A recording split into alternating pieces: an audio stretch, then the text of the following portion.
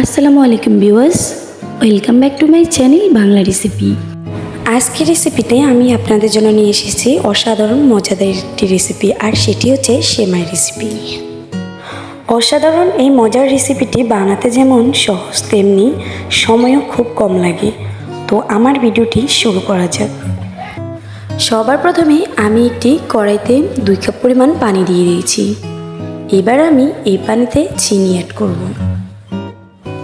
চিনির পরিমাণটি আমি এখানে 1 কাপের মতোই দিয়েছি। তো 2 কাপ পানির সাথে 1 কাপ চিনি হলেই চলবে। তো আপনারা চাইলে বাড়িয়ে কমিয়ে দিতে পারেন, আমার কাছে এতটুকুই মনে হয়েছে।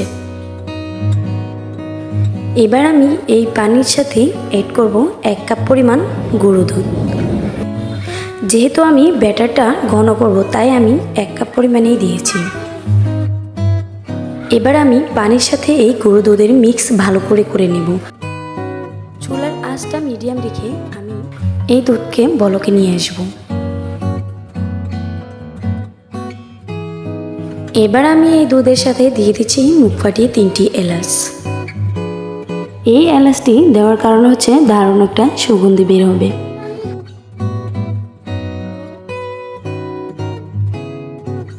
তো ভিডিওটি শেষ হওয়ার আগে আমি শুরুতেই বলে যাচ্ছি, যারা যারা আমার চ্যানেলটিকে এখনও সাবস্ক্রাইব করো নাই, তারা অবশ্যই আমার ভিডিওটি সাবস্ক্রাইব করে দিবা, আর পাশে থাকা বেল আইকনটি বাজিয়ে দিবা নিত্য নতুন ভিডিও আপডেট পাওয়ার জন্য।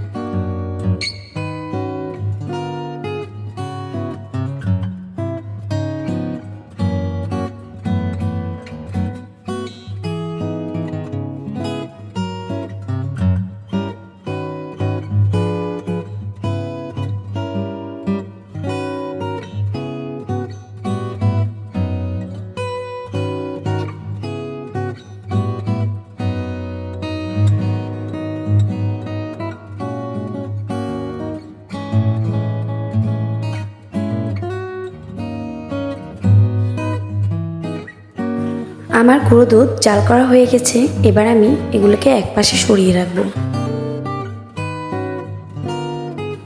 তারপর আমি পরিবেশন করার জন্য মিডিয়াম একটি বাটি নিয়ে নিব, আর সেখানে আমি দিয়ে দেব লাচ্ছা সেমাই।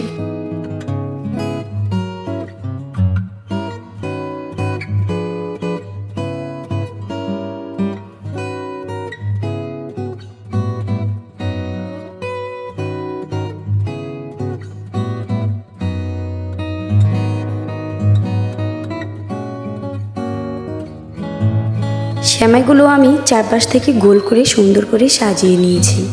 এবার আমি দুধের মাখনটা দিয়ে দেব এখানে।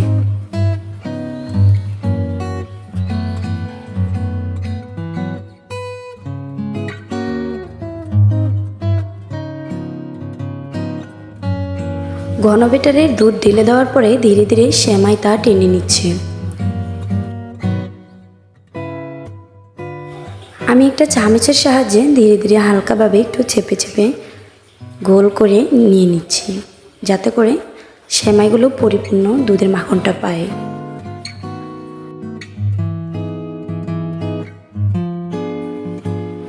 এবার আমি এর সাথে এড করব কিশমিশ।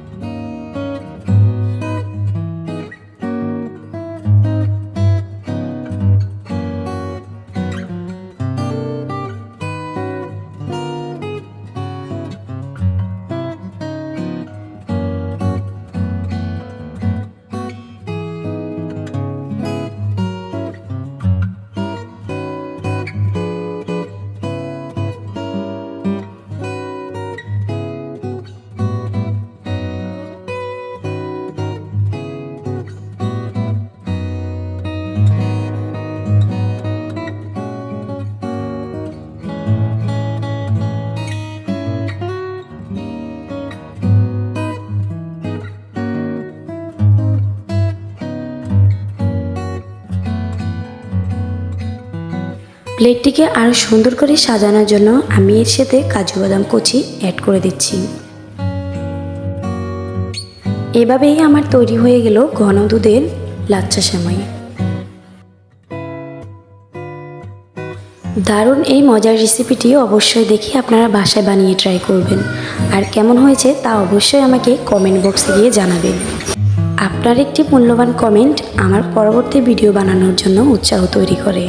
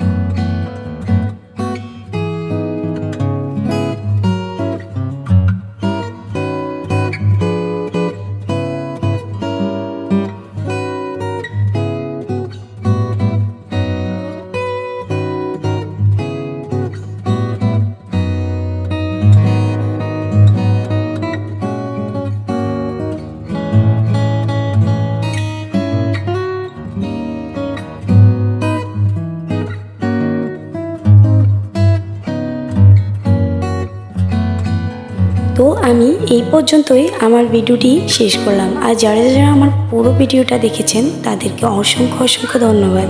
ভালো থাকবেন। আল্লাহ হাফেজ।